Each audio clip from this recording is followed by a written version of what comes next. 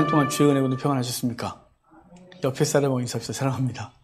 축복합니다. 댁에도 평안하시고. 네, 제목 있습니다. 제목 같이 읽겠습니다. 내가 주었으나 알지 못하도다. 아멘. 우리는 지금 호세아서 강의를 계속하고 있는데요. 호세아서 3번째 시간을 갖고 있습니다. 우리 지난주에까지 했었던 말씀 기억합니까? 하나님은 호세아에게 음란한 여자를 취하여 음란한 자식들을 낳으라 하시고, 그래서 호세아는 고멜을 맞이하고 자식을 셋 낳습니다. 이스르엘, 루하마, 로암미라는 세 자녀를 낳습니다. 이스르엘은 하나님이 심으셨다, 가꾸셨다라는 뜻인데, 하나님께서 예후 왕조를 이스라엘 평야에 심으셨는데 그들이 바르지 아니하므로 그 이스라엘의 피를 예후에게 갚겠다, 이런 말씀을 하셨었고, 루하마, 그래서 부정접두사 로가 붙어서 아니다 그랬잖아요. 긍휼을 베풀 수 없다라고 했어요. 그 백성이 하도 죄지니까 더 이상 긍휼을 베풀지 않겠다라고 하셨고, 결국은 심판의 말씀인 로암미, 그래서 내 백성이 아니다 라는 말씀으로 하나님이 심판을 선언하셨으나, 주님께서는 그 사랑으로 그들을 다시 이스르엘이라 하리라, 루하마라 하리라, 암미라 하리라 라는 말씀이 지난주까지의 말씀이었어요. 이제 그렇게 절망적인 말씀을 주셨다가 회복의 말씀을 아주 갑작스럽게 아주 짧은 말씀을 주셨는데, 이제 그 뒤에 오늘부터 볼 이야기는 그들이 하나님 앞에서 어떻게 범죄했으며 어떻게 징계를 당할 것이며 그 징계받은 후에 어떻게 그 관계가 회복될지에 대한 얘기를 쭉 하게 될 것이에요. 오늘 이제 그런 과정들을 보면서 특별히 오늘은 이스라엘의 죄, 이스라엘이 얼마나 하나님과 멀어졌으며 하나님 앞에서 범죄했는지를 보게 될 것입니다. 자, 2절을 같이 읽겠습니다. 2절 같이 읽겠습니다. 너희 어머니와 논쟁하고 논쟁하라. 그는 내 아내가 아니요 나는 그의 남편이 아니라 그가 그의 얼굴에서 음란을 제하게 하고 그 유방 사이에서 음행을 제하게 하리라. 아멘. 지금 호세아는 그 자녀들에게 고멜, 그의 엄마를 고발하라고 합니다. 이것을 그냥 이스라엘과 하나님 관계로 하면 하나님께서 그 백성들에게 이스라엘을 고발하라고 하는 것이에요. 왜 고발하라고 할까요? 여기 너희 어머니와 논쟁하고 논쟁하라 그러는데, 이 논쟁하다, 이 말이 히브리어로 리브라는 단어입니다. 그래서 이것은 싸우다, 다투다라는 뜻인데, 어떤 집단끼리 싸우거나 어떤 법정에서 논쟁을 하거나 이런 것이에요. 그래서 현대인의 성경은 이 부분을 내 자녀들아 너희는 너희 어머니를 책망하라 라고 번역했고, 새 번역은 고발하여라, 너희 어머니를 고발하여라 라고 말했으며, 우리말 성경은 내 어머니와 시비를 가려라 이렇게 반복하여 말했어요. 그러니까 그 엄마를 고발하고 시비를 가리고 그리고 논쟁하고 뭐가 잘못됐는지를 따지라는 얘기예요, 엄마한테. 근데 2번 반복하죠. 이거 반드시 해야 된다는 거예요. 책망하고, 그래서 시시비비를 가려서 무엇이 잘못됐는지를 알게 하고 거기서 돌이키게 하라고 하는 것이에요. 근데 그 자녀에게 고발하래요. 하나님이 그 이스라엘을 고발하는 것이 아니라 그 자녀들에게 고발하라고 말합니다. 왜 아버지는 엄마 고멜을 자녀들에게 고발하라고 하는 걸까요? 하나님은 왜 이스라엘을 고발하라고 하는 것이냐 이 말이에요. 왜 고발하라고 하냐면 그 자녀들이 현재 아버지로부터 어떤 대우를 받았냐면 넌 내 자식이 아니야 라는 대우를 받았어요. 왜 그럴까요? 그들은 고멜이 다른 데 가서 다른 남자와 잠자를 하고 나아갖고 들어온 자녀라 그랬잖아요. 호세아는 하나님의 말씀을 따라서 음란한 여인 고멜을 데려와서 결혼을 했는데, 그 여인은 호세아와 관계를 하지 않고 그는 계속해서 바람을 피고 다니고, 첫 번째 아들 이스라엘을 데리고 들어오고, 두 번째 루하마를 데리고 들어오고, 세 번째 로암미를 데리고 들어왔어요. 이 호세아는 그의 이름을 하나님이 씹으셨지 더 이상 내가 긍휼을 베풀 수가 없다, 넌 내 자식이 아니야, 이렇게 선언했어요. 그래서 그 선언을 받은 자식들 입장에선 아버지가 자신을 자식이 아니라고 말하고, 자식이 아니라고 말하는 순간 아버지와 관계가 깨어지고 아버지로부터 얻은 것은 없으며 아버지로부터 버림받아 그는 방황이 될 수밖에 없는 상황 가운데 놓였기 때문에 그 자녀들은 엄마를 향하여 고발할 수밖에 없는 거죠. 왜 이랬냐고, 당신 무슨 짓을 했냐고, 뭐 했냐고, 이렇게 고발하고 라고 말하는 것이에요. 여기서 이 아버지는 누구고 어미는 누구고 자식은 누굴까요? 아버지가 당연히 상징적으로 하나님이십니다. 호세아는 하나님을 상징하는 사람이고, 이 고멜은 이스라엘의 지도자들을 가리킵니다. 그리고 자식들은 이스라엘 백성들이에요. 그 이스라엘의 지도자, 종교 지도자, 정치 지도자들이 바르게 행하지 않았습니다. 하나님께서 주신 복을 가지고 세상 것을 추구하고 우상을 섬기며 도덕과 윤리가 땅에 떨어지게 하고 악한 민족을, 악한 나라를 만드는 것이 지도자들이었어요. 그래서 지도자들이 그렇게 가니까 백성들은 당연히 그렇게 따라가게 되고 다 같이 망하게 되었기 때문에 하나님은 그 백성들에게 그 지도자들을 고발하라고 말하고 있는 것이죠. 이런 상황은 단지 이스라엘에게만 국한되지 않습니다. 이 땅에 사는 모든 사람들이 이곳에 해당됩니다. 특별히 하나님을 믿는다고 하면서 하나님이 아닌 세상을 의지하며 세상을 섬기는 자들의 모습입니다. 오늘 본문 마지막 절인 13절 보면 그들이 추구했던 신의 이름이 나와요. 그 신은 바알이라는 이름이에요. 이 바알은 풍요의 신입니다. 왜 이스라엘 백성들이 그리고 그 가나안 사람들이 바알을 섬겼냐면 바알은 농경신인데 바알에게 기도해야 바알이 비를 내렸고 바알이 비를 내려줘야 풍요를 가져왔어요. 그러니까 당연히 바알을 섬겨야 되는 것이고 바알을 섬기는 이유는 풍요를 얻기 위해서죠. 이 땅의 모든 사람들이 추구하는 것은 풍요입니다. 이 땅의 모든 사람들이 추구하는 것은 재산이 많음입니다. 근데 세상 사람들도 그렇다 치고 세상 사람들은 우리 성도들 똑같습니다. 우리도 마찬가지로 이 땅에서 많이 쌓고 싶고 많이 갖고 싶고 많이 모으고 싶고 우리가 무엇인가 많이 거둔 것으로 사람들 앞에 드러내고 싶고 그것들을 누리고 싶은 우리의 모습이 있는 것이죠. 그러니까 우리가 하나님을 섬긴다 하지만 하나님이 아닌 풍요의 신 바알을 섬기는 모습이 우리 속에 있습니다. 그것을 우리는 기복신앙이다 이렇게 말하는 것이죠. 하나님을 이용하여 부를 축적하고 하나님을 이용하여 세상 것을 얻고자 함이 우리의 모습이에요. 그래서 기도의 내용이 다 세상 것이죠. 하나님의 나라나 하나님의 영광이나 영혼 구원이나 어느 나라가 지금 고난을 당하고 있다거나 이런 것을 기도하기보다는 온통 처음부터 끝까지 잘 먹고 잘 사는 것, 내 가족이 잘 되는 것, 내 자녀가 좋은 대학 가는 것, 온통 이것으로 기도가 시작됐다 기도가 끝나는 정말 기복주의 한국교회 뿌리 깊어요. 그것이 바로 이스라엘 백성이 바알을 섬기며 바알을 통하여 얻고자 하는 풍요였습니다. 신을 이용하여 자신이 원하는 것을 얻고자 하는 모든 것은 종교의 공통점인 것이지만 기독교는 전혀 아닙니다. 기독교는 그런 것이 아닙니다. 기독교는 이미 주신 복을 가지고 그 구원해 주신 그 은혜에 감사하여 영광을 돌리고 어떻게 하나님이 기뻐하시는 삶을 살까를 고민하는 종교입니다. 일반 종교들은 신을 통하여 복을 얻고자 하지만 기독교는 신이 주신 은혜에 감사하며 사는 것입니다. 기독교는 자신의 종교적 열심을 통해서 얻은 것들을 자랑하고 간증하는 종교가 아니라 기독교는 내게 주신 은혜를, 내게 주신 생명을, 그 생명을 자랑하고 간증하는 종교가 기독교인 것입니다. 지금 우리 한국교회는 하나님으로부터 내 어머니를 고발해라, 내 어머니를 고발해라 라는 말을 듣고 있는 것입니다. 우리 어머니를 고발해야 합니다. 우리의 엄마를 고발해야 되는데 육신의 엄마 아니죠. 아까 말했잖아요. 그 어머니는 이스라엘의 지도자들이라고. 교회 내 기복신앙이 뿌리를 내리게 한 원인은 거짓 교사들과 설교를 가장하여 욕심을 채우게 한 그들을 고발해야 하는 것입니다. 설교자들을 고발하라고 하는 것이에요. 성도의 눈을 하늘이 아니라 이 땅에 두게 한 모든 기복주의자들을 고발해야 합니다. 고난 중에도 성도의 바른 삶을 추구하게 하지 아니하고 그 고난이 저주인 것처럼 말을 하게 하며 잘 되는 것이 복이라고 가르친 거짓 교사들을 고발하라고 말하는 것입니다. 거짓 교사들 목사들뿐만 있을까요? 아닙니다. 우리 모두 속에 있는 그 거짓 교사의 가르침을 추구하는 모든 것들을 고발하고 그것에서 우리 속에서 내몰아야 하는 것이에요. 이렇게 고발하라고 하시면서 자신의 아내 하려면 무서운 선포래요. 오늘 본문에 이렇게 말하잖아요. 내 아내가 아니오 나는 그의 남편이 아니라 내 아내가 아니오 나는 그의 남편이 아니라 이 말은 고대 때 남자가 아내에게 이혼을 선포할 때 한 말이에요. 당신은 내 아내가 아니오. 난 당신의 남편이 아니오. 그럼 이혼이에요. 이혼할 때 그 선언으로 끝나버렸어요. 그리고 이혼 증서를 써주면 그날로 끝난 것이에요. 이슬람에서 탈라크라는 단어를 3번 반복하면 이혼이 성사돼요.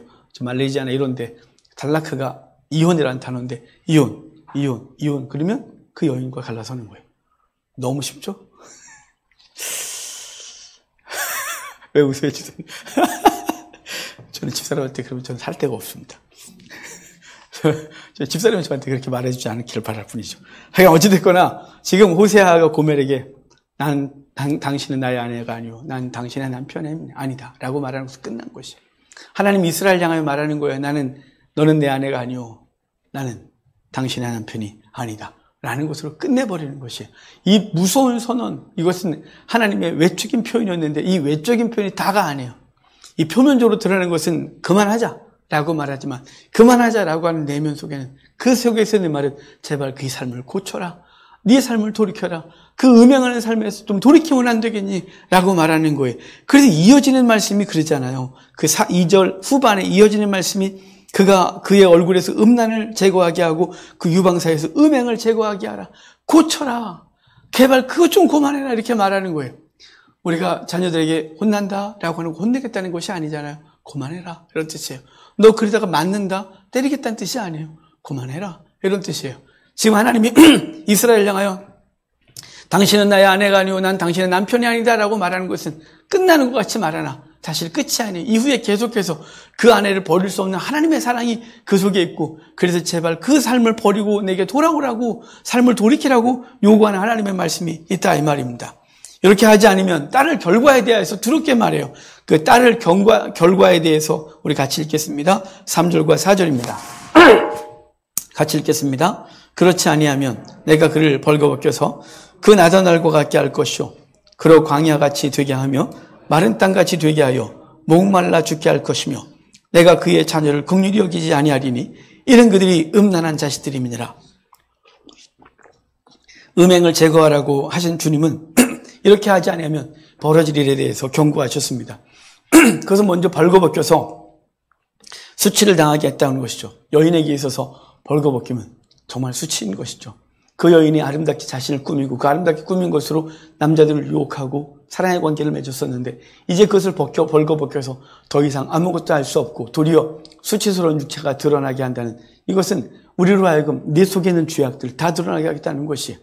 뭔가 너희가 만약에 하나님 앞에 오지 않으면 너희 그 죄악들을 다 드러내서 부끄럽게 하고 정말 어디서 얼굴 들고 살 수 없게 하는 그 하나님의 그 책망함이 있게 하겠다는 것이죠. 그래서 여러분 우리가 모두 하나님 앞에서 범죄했잖아요. 우리가 거룩한 사람이 아무도 없습니다. 하나님께서 가려주시고 감춰주시고 드러내지 않게 하시는 그래서 하나님께서 우리에게 은혜라는 옷을 입혀서 그 옷으로 우리가 이 땅을 살게 하는 거예요. 근데 하나님께서 만약에 저에게 덮여주신 가려주신 저의 허물을 가려주신 은혜라는 걸 벗겨버리면 전 여러분 앞에 설 자신이 없습니다. 아니 여러분 저를 보지 않을 것입니다. 우리는 항상 그렇게 될 건데 그 수치를 드러내겠다는 거예요. 감춰졌던 걸 드러낸다는 거예요. 가장 영광스러워야 할 때 가장 화려해야 될 때 그때 드러내서 수치를 당하게 하겠다는 것이 하나님의 책망이에요. 이스라엘은 가장 부강할 때예요. 남북 이스라엘이 여로보암이 우시아 때 가장 부강했다 그랬잖아요. 그 부강하고 강력할 때 그래서 주변 나라들이 와 화려하다 대단하다고 할 때 그때 벗겨버리겠다고 하는 거예요. 그래서 수치를 당하고 그들은 벌거벗긴 채로 노예로 끌려가 치욕을 당할 일을 당하게 된다고 말하는 거예요.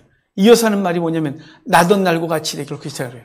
나던 날은 이스라엘 백성들에게 나던 날은 언제면 출애굽에서 건져낼 때예요.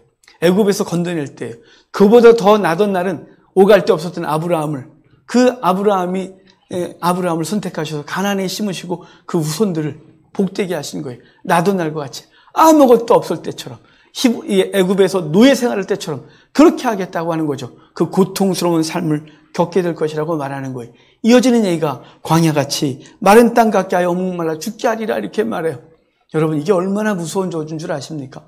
이스라엘 광야에서 물이 없으면 정말 죽을 것 같습니다. 그냥 그냥 아무것도 할 수 없습니다. 타는 목마름으로 죽을 수밖에 없는데 하나님 여기 그 하나님의 말씀을 듣지 아니하고 회복하지 않으면 회개하지 않으면 어떤 일이 있을 것이라는 얘기를 할 때 왜 광야같이 사막같이 목말라 죽게 한다고 하냐면 왜 광야와 사막 물이 없는 곳을 얘기를 하냐면 물은 이스라엘에서 은혜를 상징했어요. 그래서 은혜의 장소가 물가였습니다. 우물가였습니다. 바다였습니다. 이것이 은혜의 장소였어요. 근데 은혜가 없는 곳은 물이 없는 곳이 은혜가 없어요. 그래서 복음서에 보면 귀신이 쫓겨나서 물 없는 곳을 두루다니다가 다시 왔다는데 물 없는 곳이란 은혜가 없는 곳을 상징하는 것이에요. 그러니까 물 없는 곳 광야 같게 하겠다. 사막 같게 하겠다. 결국은 목이 말라 죽게 하리라. 이 말은 뭐냐면 하나님의 은혜를 거두면 그동안 내가 살아가고 있던 것에서 하나님께서 은혜를 거두면 난 아무것도 아니라는 걸 그때야 깨닫는 것이에요. 은혜를 구하지만 더 이상 은혜를 회복할 수 없는 그 비참한 환경 가운데 죽을 것을 말씀하시는 것이 오늘 이 말씀인 것이죠. 이스라엘은 결국 음행을 버리지 못했어요. 나라를 망했고 세계 열방으로 흩어졌으며 그리고 혈통은 혼합되어 유대인들에게 남유다 사람들에게 이방인이다, 더럽다, 추하다, 개다 이렇게 취급받고 살게 됐었습니다. 이렇게 음행을 버리지 아니하면 자신만 심판받는다? 아닙니다. 자신만 심판받는 것이 아니라 우리가 4절을 읽었는데 그 4절을 보면 그래요. 내가 그의 자녀를 긍휼히 여기지 아니하리니 이는 그들이 음란한 자식들임이라 이렇게 말합니다. 그 부모가 음행을 해서 그 음행으로 그가 망한 것으로 족하는 것이 아니라 그 음행은 그 자녀에게 영향을 끼쳐 그 자녀들도 음란을 행하여 그들도 망하게 되겠다고 말하는 거예요. 오늘 본문 4절이 약간 애매해요. 느낌이. 부모 때문에 자녀가 망한 것 같이 번역했는데 우리말 성경은 이렇게 번역했어요. 그가 낳은 자식들도 내가 불쌍히 여기지 않겠다. 그들도 음행하는 자식들이기 때문이다. 이렇게 말하는 거예요. 그래서 우리가 자녀를 양육하지만 자녀는 말로 가르치는 것이 아니고 행위로 가르친다 그랬어요. 듣는 것을 배우는 게 아니라 보고 배우는 것이라고. 그 부모가 어떻게 행하느냐에 따라서 그 자녀는 그대로 배우고 배웠어요. 부모가 비록 부모 앞에서는 그가 안 하는 것 같아도 뒤에서는 다 그러고 있었다는 거죠. 그러니까 우리가 다음 세대가 거룩하길 원하고 다음 세대에게 바른 것을 가르치고 우리가 이성이 있어 내가 그렇게 못해도 넌 그렇게 해야 돼라고 말하지만 아이들은 그렇게 해야 돼라는 말을 듣는 것이 아니라 아버지가 하는 것, 엄마가 하는 것 그거 보고 자라는 것이. 그거 보고 자라서 그 아이들이 다 세상에 쩔고 세상 가치관에 물들고 탐욕에 쩐 것으로 세상을 살아가게 되는 것이죠. 우리는 종종 믿음이 있다고 해서 믿음 있는 사람의 바른 교육 가치관이 자녀들에게 믿음의 말을 하라고 그러고 하나님 제일 우선주의로 살라고 하는데 정말 정작 본인은 믿음의 말을 하지 않고 입이 거친 얘기를 토해내며 그리고 하나님 제일 우선주의로 살지 아니하고 세상과 가장 중요하게 여기며 살아가고 있으면서 자녀들에게 그렇게 가르쳐봐야 입만 아픈 거죠. 아이들만 귀만 귀찮게 하는 거예요. 그 아이들은 절대로 따라가지 않습니다. 그럼 말라기서를 보면 이스라엘 백성들이 죄를 지적하면서 너희들이 하나님께 나오는 사람들의 앞에 담을 쌓았다고 말해요. 그들이 이렇게 물어요. 뭔 짓을 했는데요? 우리가 뭘 했는데요? 그랬더니 너희가 젊어서 취한 아내에게 못할 짓을 했다고 말하는 거예요. 그 남편들이 음행을 하고 결국은 아내를 아프게 했고 그것으로 인하여 그 자녀들이 영향을 받아요. 그래서 거기 이렇게 말해요. 왜 하나님이 영이 충만하신데 왜 아담에게 한 사람 하와 하나만 만들어준 줄 아니? 아니 1만 명의 여인을 못 만들어주겠어? 아니 100만 명은 못하겠니? 근데 왜 하와 한 명을 만들어준 줄 아니? 거룩한 백성을 잉태케 하기 위함이다 라고 말해서 그 부모 세대가 무너진 것은 거기서 끝나는 것이 아니라 그 다음 세대까지 영향을 끼쳐 그 다음 세대에 비참한 결과를 낳게 한다는 것이. 그러니까 우리가 이 시대 하나님이 아닌 세상을 추구하며 세상 것과 착하게 살아가는 것은 우리 때에서 끝나는 것이 아니에요. 우리 때에선 끝나는 것이 아니라 우리 때 다음 세대는 이미 영향을 받아 하나님과 더 멀어지고 그 다음 세대는 더 멀어져서 그들은 하나님 백성이 아니게 될 수 있다는 이 비참한 결과를 생각하면 오늘 우리는 하나님 앞에서 어떻게 살아야 되는지 아는 것이 우리 속에서 음행을 제하고 세상 것을 추구하던 것들을 제해버리는 것을 우리가 오늘 하지 아니하면 다음 세대는 그것을 할 능력이 없어지는 거예요. 깨달은 사람들이 하나님 앞에 말씀을 받은 사람들이 내 세대에서 끊지 않으면 다음 세대는 아무것도 없다는 것이. 제가 아픈 가정에서 자랐잖아요. 우리 가정 너무 아픈 가정이에요. 그래서 제가 다시는 우리 아이들에게는 이런 아픔 주지 아니하리라라고 했는데 사실 우리 아이들에게 보이지 않게 아픈 마음 많이 줬어요. 상처 많이 줬어요. 그리고 우리 아이들한테 그래요. 얘들아, 특별히 시집간 우리 큰딸한테 그래요. 야, 아빠가 우리 아버지 받은 거 50% 주려고 다 하지 못하지만 많이 줄였어. 아주 많이 줄였어. 근데 너 아빠한테 상처 많이 받았지. 이제 네가 좀 더 줄여. 네가 좀 더 줄여줘. 그럼 네 다음 세대는 더 줄일 거야. 그래 신앙의 명문 가정이 이룰 수 있어야지. 내가 아빠가 잘못한 건 미안한데 넌 다음 세대에게 잘해주도록 네가 또 개선하고 또 고치고 그 아픈 상처를 고치는데 힘을 다해줘 라고 맨날 부탁해요. 그럼 미안하다 그러고 정말 엄청나게 미안해요. 그래서 어제도 그랬어요. 집사람에게. 우리 손녀를 보면서 왜 우리 아이들 키울 때 이렇게 사랑 못했지? 왜 못했지? 다시 돌아가면 더 잘할 텐데 했더니 인생은 남는 게 후회밖에 없잖아. 이렇게 우리끼리 하다가 그랬어요. 정말 우리 때 끊질 않으면 우리 때 그 세상 추구하던 걸 끊질 않으면 우리 아이 때에는 더 할 거예요. 그래도 우리 세대는 하나님을 경외했던 세대예요. 우리 아이들은 하나님을 경외하는 게 뭔지 몰라요. 경험이 별로 없어요. 목이 터져라 기도해본 적도 없고요. 목이 쉬어본 적도 별로 없고 기도원 가서 방언이 뭔지 구경도 못 해본 아이들이 태반이에요. 그 아이들에게 하나님의 거룩한 나라를 세우라고요? 우리가 안 하고는 우리 아이들이 절대로 할 수가 없어요. 다음 세대를 생각한다면 오늘 우리 속에 있는 세속적인 것들을 끊어내는데 오늘 마음을 다잡고 그걸 결단하고 실행에 옮기시길 바랍니다. 고멜이 음행한 이유에 대해서 이렇게 말해요. 왜 그러면 고멜이 음행을 했을까? 5절입니다. 5절 같이 읽겠습니다. 그들의 어머니는 음행하였고 그들 임신했던 자는 이는 그가 이르기를 나는 나를 사랑하는 자들을 따르리니 그들이 내 떡과 내 물과 내 양털과 내 삶과 내 기름과 내 술들을 내게 준다 하였다. 여러분, 고멜이 왜 다른 남자들을 찾아다녔냐면 그 남자들이 그랬대요. 내가 너에게 떡, 물, 양털, 삶, 기름, 술을 주겠다고 했대요. 그 세상 남자들이 그거 주겠다고 약속했다는 거예요. 내 남편은 고리타분한 내 남편, 경건하다가 맨날 앉아서 성경이나 읽고 앉고 기도하고 무릎에 푹 나온 바지 입고 다니면서 그 멋대가리 없는 내 남편. 근데 저 멋진 남자들은 나한테 말했다는 거예요. 내가 삶을 줄게. 내가 술을 줄게. 내가 양털도 줄게. 내가 음식 제공할게. 내가 다 제공할게. 라고 말했다는 거예요. 그 말에 혹해서 쫓아다녔다는 거죠. 그래서 이렇게 말하는 거예요. 내 떡, 내 물, 내 양털, 내 삶, 내 기름, 내 술들. 자기 건 줄 착각하는 거예요. 그것들을 주겠다고 약속했대요. 여러분, 여기 주겠다고 하는 게 기본적인 인간 생활에서 필요한 것들이 네 가지예요. 떡과 물과 양털과 삶이죠. 먹는 것과 입는 것을 제공해 주겠대요. 그런데 거기 더하여 뭘 준다고요? 인간의 즐거움을 주겠대요. 그래서 기름과 술을, 이 기름과 술은 성경에서 상징하는 것이 인간의 즐거움과 쾌락을 상징해요. 그것들을 제공하여 주리라. 얼마나 좋아요. 세상이 우리 가운데 주겠다고 하는 것이에요. 세상에 짝하면, 세상이 무릎 꿇으면 다 주겠대요.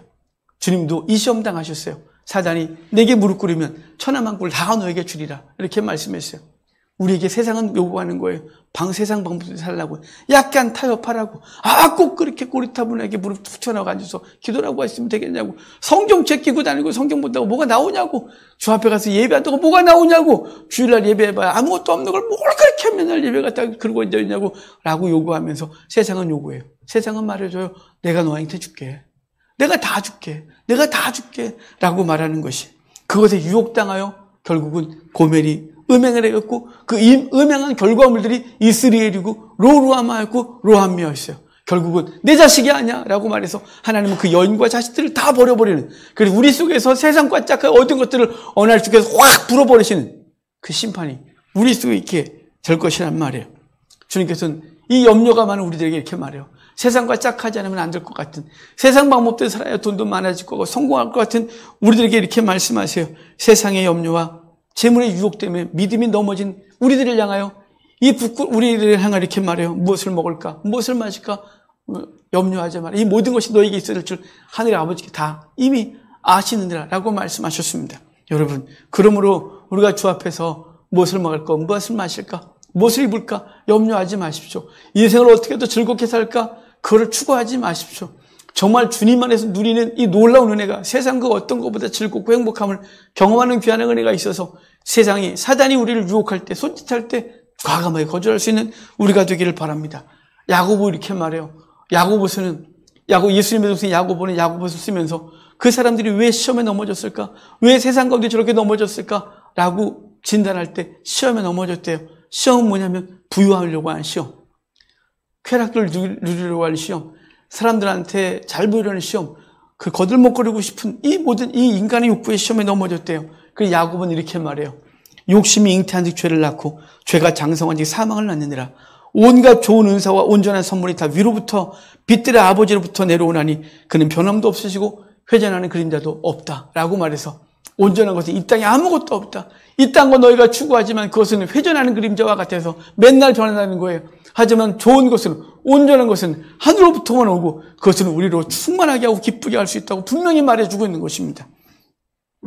여러분, 세상이 우리의 마음을 뺏으려고 할 때 하나님께 마음을 두고 눈을 드는 귀한 은혜가 있기를 바랍니다. 이렇게 마음을 빼앗겨 주님과 멀어지는 사람들에게 하나님께서 베푸시는 사랑이 있어요. 6절이에요. 하나님의 사랑을 볼까요? 하나님이 어떤 사랑을 베푸시는지 6절입니다. 그러므로 내가 가시로 그 길을 막으며 담을 쌓아 그로 그 길을 찾지 못하게 하리니. 아멘. 아니, 복이라며 하나님의 사랑이 드러났다며 하나님의 사랑이 가시로, 하나님의 사랑이 담을 쌓는 것으로 이렇게 생각하시는 분이 있을 것이에요. 하나님 앞에서 바르게 하지 못하는 그들을 향하여 호세아는 고멜을 자신의 아내의 위치로 다시 돌아오게 하기 위해 한 것이 뭐냐면 가시를 쌓아서 가지 못하게 하고 담을 쌓아 길을 찾지 못하게 한다는 거예요. 하나님이 이스라엘을, 하나님이 우리를, 세상을 향하는 우리를 다시 돌아오게 하고 그 사랑의 관계를 회복하기 위하여 하나님이 하신 게 뭐냐면 우리의 인생길에 가시를 두어 못 가게 하고 담을 쌓아 방향을 잃게 하겠다는 것이, 이 고통 속에서 정말 이 가시의 고통 속에서 더 두려운 건 뭐냐면 방향을 잃은 것이에요. 아담과 하와가 범죄했을 때 엉겅퀴를 누워 고통을 당하게 있었는데 그 정도는 아무것도 아니에요. 진짜 무서운 건 뭐냐면 방향을 잃었을 때예요. 비록 오래 살진 않았으나 이 살아오면서 힘들었던 시간들이 정말 많거든요. 근데 육신이 어려웠던 건 절망이 아니었어요. 그냥 까짓거 버틸만 했어요. 그리고 그 어려운 시간들을 통해 나에게 뭔가 있을 것이라는 기대감으로 그 시간들을 보냈어요. 근데 진짜 어려울 때가 언제냐면요. 빛이 안 보일 때예요. 대체 어떻게 해야 될지 모르겠고 소망이 안 보일 때, 이젠 끝이다 싶을 때 그때 정말 무서워요. 그때는 아무것도 보이는 게 없어요. 제가 한 10여 년 전에 교회를 내놨을 때 그랬잖아요. 그때 빛이 너무 많아서 정말 감당이 안 됐어요. 아무것도 보이는 게 없었어요.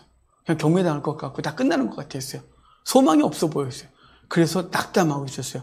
하나님께서 위로를 주셨고 하나님을 보게 하셨어요.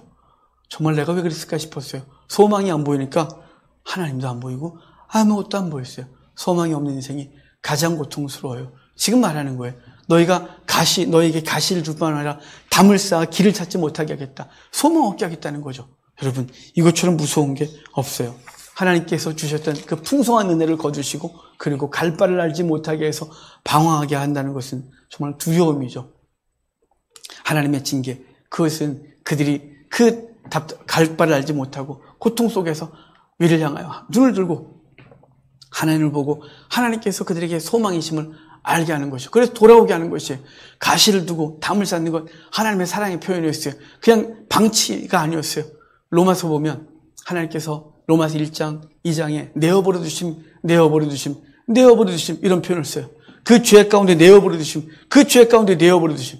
육신의 생각을 갖고 있는 동안 그것이 행복해 보이지 않습니까? 아니, 그냥 내가 죄 짓고 즐겁게 사는데 내어버려 두시니까 관여 안 하신다면 얼마나 좋아요. 하지만 하나님의 사랑에 있어서는 관여하시는 게 복이죠. 그래서 그 죄 짓는 당신의 백성들에게 가시를 제공하고 길을 막아서 돌이키게 하고 관계를 회복하는 게 진정한 복인 것이에요. 그냥 방치하면, 그냥 내어버려두면 언젠간 파멸을 할 것이고 완전히 망할 건데 그걸 보고 있는 게 하나님의 사랑이 아니었어요. 하나님의 사랑은 잘못된 길을 막아서는 것이에요. 비록 투덜거릴 것이고 하나님이 계시니 안 계시니 그럴 것입니다. 그 고통 속에서 하나님을 원망할지도 모릅니다. 그런데 하나님은 그 사랑이, 그 고통, 그 소리를 들으시지만 끊임없이 막아서시고 끊임없이 돌이키게 해서 결국은 그 사랑을 회복하는 놀라운 은혜, 그 사랑이 가시와 담인 것입니다. 이 사랑의 다음의 결과를 말해요. 자, 7절 볼까요? 7절 같이 읽겠습니다. 그가 그 사랑하는 자를 따라갈지라도 미치지 못하며 그들을 찾을지라도 만나지 못할 것이라. 이제야 그가 이르기를 내가 본 남편에게로 돌아가리니 그때의 내 형편이 지금보다 나았음이라. 아멘. 자, 지금 가시를 두고 담을 쌓았더니 그 고멜이 그 남자들 찾아서 그동안 사랑했던 남자들, 자기에게 뭘 주겠다고 한 남자들, 자기에게 즐거움을 줬던 남자들 찾아서 헤매고 다니는데 찾을 수가 없는 거예요. 찾을 수가 없는 거예요. 왜냐하면 눈을 막았기 때문에요. 길을 다 막아놨기 때문에 찾을 수가 없는 거예요. 이제 처절한 고통 가운데 처한 그는 이제 고백하기를 내 남편이 최고였구나. 내 남편에게로 돌아가리라. 내 남편에게 있을 때가 최고였구나. 라고 안다는 것이에요. 세상을 방황하다가 어느 날 깨달아져요. 하나님 은혜가 최고였다는 것. 우리 아가서 보면 술람미가 솔로몬과 갈등해서 술람미를 떠나서 솔로몬을 떠나 자기 집에 가요. 솔로몬이 아무리 두들겨도 문을 안 열어줘요. 결국은 이제 솔로몬의 소리가 들리지 않고 이제 처절히 자기의 고통을 겪고 나서야 그때서야 솔로몬을 찾아 헤매면서 창녀 취급도 당하고 매도 맞고 그래도 그 포기하지 않고 결국은 신랑을 찾아내고 사랑의 고백하는 모습을 보게 되는 것이. 그래서 이제 후에 보면 이 고멜이 이렇게 말해요. 당신을 내 남편이라 일컫겠나이다 라는 표현을 하게 될 것입니다. 혹시 본인 생각에 자신의 삶이 지금 가시와 담에 가려져 있다고 생각하는 사람은 없습니까? 나는 지금 가시 같고 담에 막혀서 갈 데가 없는 것 같고 뭘 어찌해야 될지 모르는 것 같을 때 그때 세상의 생각이나 사람을 의지하거나 누구의 도움을 구하려 하지 말고 하나님 앞에 무릎을 꿇으십시오. 앞은 막혔고 주변은 가시로 찌르지만 하늘은 열려 있어서 주님이 언제나 돌아오길 기다리고 있는 것입니다. 탕자가 정말 헤매다 더 이상 아무것도 못하고 돼지를 치면서 돼지가 먹는 주열멜매 그것이라도 배를 부르려고 할 때 그때 그는 그 상황에서 눈을 들어 아버지 집을 보게 되고 그 거짓골을 하고 집에 돌아왔지만 아버지는 그를 책망하지 아니하고 그의 옷을 벗기고 목욕을 시키고 가락지를 끼우고 소를 잡아 잔치를 벌이시는 놀라운 은혜가 있었는데 오늘 호세아서 후에 보면 너희가 돌아오라. 내가 이틀 만에 사흘 만에 내가 너희를 회복하겠다고 말씀해 주고 있어요. 그러니까 우리에게 있어서 가시가 있다, 담이 막혔다라고 생각하는 삶이 있다면 거기서 절망하는 것이 아니라 눈을 들어 하늘 보는 주의 놀라운 은혜가 있기를 바랍니다. 담을 막았었는데도 가시를 두었었는데도 이들은 돌아오지 않았어요, 결국. 그래서 같은 시대에 한 이스라엘 대상으로서 말씀을 전했던 아모스는 그 돌아오지 않은 이스라엘 백성들을 안타까워 이렇게 표현해요. 각 처소에서 양식이 떨어져도 너희가 돌아오지 않았다. 내가 너희를 비를 주질 않았는데 물이 없어서 물을 찾아 헤매면서도 너희는 내게 돌아오지 않았다. 내가 메뚜기와 깐부기로 너희를 쳤으나 그리고 소출이 하나도 없고 그 밭에 있는 것들이 다 바싹 말랐으나 너희가 내게 돌아오지 않았다. 내가 너에게 전염병을 보냈는데 너희는 전염병을 겪으면서도 내게 돌아오지 않았다. 내가 성읍을 무너뜨리고 성문을 무너뜨렸는데 너희는 내게 돌아오지 않았다. 돌아오지 않았다. 돌아오지 않았다. 결국 너희는 무너질 것이다. 라고 아모스는 안타까움으로 말했던 것을 기억하고 우리 삶 가운데 하나님이 가시를 제공하는 것 같고 길을 막는 것 같다고 느껴질 때 주께 돌이켜서 주 앞에서 주님 내게 원하시는 것이 무엇입니까? 라고 겸손하게 무릎을 꿇으십시오. 주님께서 우리에게 말씀하실 거고 요구하시는 것이 있으실 것입니다. 이제 세상같이 착하여 부와 명예를 얻었다고 착각하고 세상을 향하는 사람들에게 주님께서 하신 말씀이 있어요. 8절을 같이 읽겠습니다. 8절 같이 읽습니다. 곡식과 새 포도주와 기름을 내가 그에게 준 것이요 그들이 바알을 위하여 쓴 은과 금도 내가 그에게 더하여 준 것이거늘 그가 알지 못하도다. 아멘. 이스라엘이 바알에게 갖다 바친 은과 금, 고멜이 남자들 찾아다니면서 썼던 돈들, 이 모든 것들은 하나님 주신 거래요. 이것들은 내가 준 것인데 그가 알지 못한다. 이렇게 말씀하는 거예요. 하나님 주셨다는 거죠. 근데 이스라엘 백성들이 희한했어요. 이 북이스라엘도 이래서 망했는데 남유다도 동일한 이유 때문에 망해요. 예레미야가 이렇게 말합니다. 예레미야가 그 백성들을 돌이키라고 하는데 그 백성들이 이렇게 말해요. 우리가 하늘 여왕에게 경배할 때는 풍성했었는데 하늘 여왕에게 제물을 드리지 않으니까 우리에게 고난이 왔다. 그래서 다시 하늘 여왕에게 제물을 드리겠다고 말하는 그들을 향하여 예레미야가 안타까움으로 지적하고 있어요. 그게 아니라고. 에스겔서 동일한 시대에 에스겔이 하나님 앞에서 말씀 선포할 때 이스라엘 백성이 왜 망해야 될지를 이유를 알려주세요. 근데 성전으로 내려가서 성전에서 기도하는 여인들을 보게 하는데 그들이 담무스를 향하여 40일 동안 가고 있는 거예요. 담무스는 바벨론의 신이름인데 그 바벨론 신은 가나안으로 오면 바알이 되는 거예요. 왜 여인들이 울었나요? 돈 때문에. 왜 여인들이 울고 있냐면 풍요로움 때문에. 왜 바알이 올라오라고. 왜 담무스가 지하에서 올라와 우리에게 비를 내라고 하냐면 풍요로움이 없으니까. 그래서 이스라엘 여인들도 풍요 때문에 풍요신 앞에 무릎을 꿇었다고 말하는 것입니다. 여러분, 우리에게 주신 것 하나님의 은혜입니다. 우리가 노력해서 얻은 것 같고 우리가 열심히 노력해서 내가 좀 잘나서 내가 기회를 잘 잡아서 얻은 것 같으나 정말 냉정하게 돌아보십시오. 하나님 얼마나 은혜를 주셨나. 하나님 은혜를 주셔서 이만큼 온 것이에요. 인생을 하나님 앞에 살면서 내게 주신 네가 주님 줄 아는 이 지혜가 우리 가운데 있길 바라요. 이스라엘의 죄는 하나님에 대해서 알지 못하며 주신 하나님의 은혜 주신 하나님을 알지 못해서 결국은 이게 망하는 거죠. 그래서 호세아서 뒤에 가면 이렇게 말해요. 내 백성은 나를 알지 못하는 것이 죄라고. 그래서 너희 힘써 여호와를 알라고. 여호와가 어떤 분인지 내게 어떤 분인지를 알라고 말씀하는 것이 무지가 이들의 형벌을 갖고 온 것이죠. 은혜의 원천에 대한 무지는 고난을 불러요. 이제 우리가 9절부터 13절까지 통으로 읽을 텐데 앞에 있던 얘기를 구체화한 거예요. 6절의 말씀 내가 너에게 가시로 막고 담을 쌓아 길을 찾지 못하게 했다는 것이 무엇인지를 구체적으로 얘기를 해줘요. 자, 9절부터 13절은 천천히 읽을게요. 천천히. 그러므로 내가 내 곡식을 그것이 익을 계절에 도로 찾으며 내가 내 새 포도주를 그것이 맛들 시기에 도로 찾으며 또 그들의 벌거벗은 몸을 가릴 내 양털과 내 삶을 빼앗으리라. 이제 내가 그 수치를 그 사랑하는 자의 눈앞에 드러내리니 그를 내 손에서 건져낼 사람이 없으리라. 내가 그의 모든 희락과 절기와 월삭과 안식일과 모든 명절을 폐하겠고 그가 전에 이르기를 이것은 나를 사랑하는 자들이 내게 준 값이라 하던 그 포도나무와 무화과 나무를 거칠게 하여 수풀이 되게 하며 들짐승들에게 먹게 하리라. 그가 귀고리와 폐물로 장식하고 그가 사랑하는 자를 따라가서 나를 잊어버리고 향을 살라 바알들을 섬긴 시일대로 내가 그에게 벌을 주리라. 여호와의 말씀이니라. 자, 지금 무슨 얘기를 하냐면 내가 다 찾고, 그리고 패하고, 그리고 그 찾던 남자들을 그 시일대로, 바알을 숨긴 시일대로 내가 너를 벌주겠다라고 하는 쭉 이 얘기를 하는 거예요. 너희가 돌이키지 아니하면 가시와 담으로 너희를 돌이키게 할 건데, 그것에 대한 구체적인 얘기를 하고 있는 것이죠.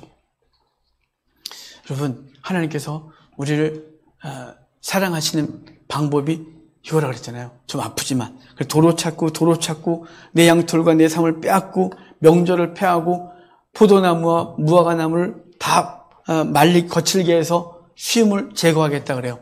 그러니까 주님께서 은혜 가운데 있던 걸 다 제하겠다고 말하는 거죠. 특별히 포도나무와 무화과나무는 어떻게 상징됐냐면 하나님이 이스라엘을 회복시킬 때, 하나님의 나라가 강력할 때 그 백성들 각자의 포도나무와 각자의 무화과나무 아래 거하겠다고 표현해서 그 풍성한 그 복 가운데 있는 것을 표현할 때 썼는데, 그 나무를 다 제거하고 마르게 해서 그 백성들이 고통스럽게 하겠다고 말하는 것이 하나님의 사랑이라고 했잖아요. 히브리서 12장엔 우리를, 하나님을 사랑하는 자들은 징계하시겠다 그래요. 징계하시겠다는데, 이 징계라는 단어가 바이데이아라고 그랬잖아요. 바이데이아라는 말은 뭘 잘못해서 때린다는 뜻이 아니라, 잘못해서 때리기도 하지만 그 환난과 어려움을 통해 그 백성들을 사람 만들다, 교훈하다, 교육하다, 이런 뜻이에요. 그러니까 하나님께서 우리를 그 잘못된 길에서 돌이키게 하고 하나님의 사람으로 만드는 과정들, 그것이 징계임을 기억하시기를 바랍니다. 그래서 그 히브리서 그 얘기를 해놓고 이렇게 말해요. 그 과정을 통해서 뭐라냐면, 그러므로 피곤한 손과 연약한 무릎을 일으켜 세우고 너희 발을 위하여 곧은 길을 만들어 저는 다리로 하여금 어그러지지 않고 고침을 받게 해라. 그래야 너희를 통해 하나님의 은혜가 너희에게 임하고 너희를 통해 하나님의 은혜가 세상 가운데 드러날 수 있으므로 너희가 그 잘못된 길에서 돌이키라고 말하는 거예요. 무릎을 펴고, 그리고 잘못된 것을 버리고 하나님 앞에서 다시 살아가라고 히브리서는 말씀하고 있습니다. 여러분, 하나님께서 우리에게 은혜를 베푸시고 사랑을 끊임없이 베푸심을 아시기 바랍니다. 잘 될 때뿐만 아니라 지금 무엇인가 막혀있다고 여겨질 때 하나님의 사랑의 손길이 우리 가운데 있고 그 사랑을 회복하고 원하시는 하나님의 은혜가 있다는 걸 기억하십시오. 오늘 제목이 뭐예요? 내가 준 것이거늘 너희가 알지 못한다예요. 내가 준 것을 알지 못하여 세상 가운데 있는 것이죠. 앞으로도 하나님 우리 가운데 모든 것을 제공하실 것입니다. 만나와 매출하기로 불기둥과 구름기둥으로 우리 가운데 함께 하셔서 주님 나라 갈 때까지 우리를 절대로 내려놓거나 포기하지 않으시고 보호하신 하나님의 역사가 있습니다. 우리 그 하나님 믿고 이 땅을 믿음으로 살아가는 귀한 은혜가 있기를 주의 이름으로 축복합니다.